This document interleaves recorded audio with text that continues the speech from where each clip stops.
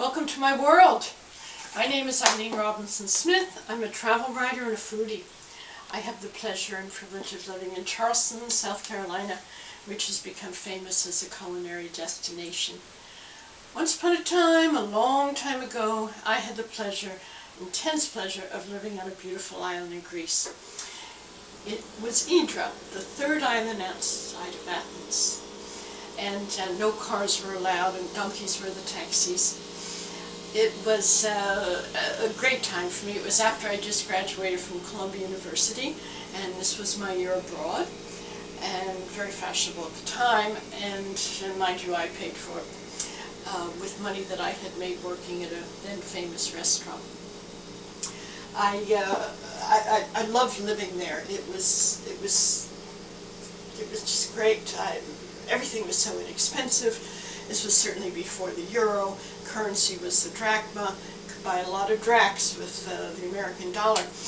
I rented a beautiful house, 3 stories, all furnished, on a hilltop, surrounded by a stucco security gate, garden terraces overlooking the harbor. Not bad for a kid in their early 20s.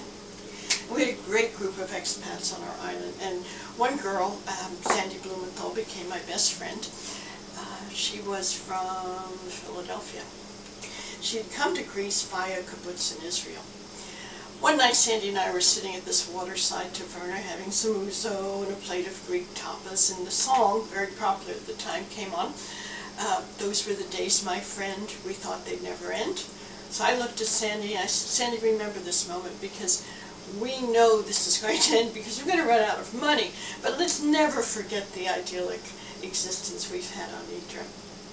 Now, tonight I've made for us some Greek meatballs in keeping with the Greek party theme.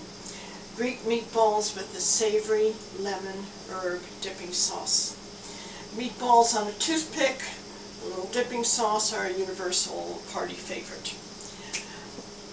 Meatballs, pretty standard, set your oven to 450 degrees. I suggest you line the broiler pan with a sheet of aluminum foil. I took 1 pound of ground lamb. Lamb is synonymous with Greece.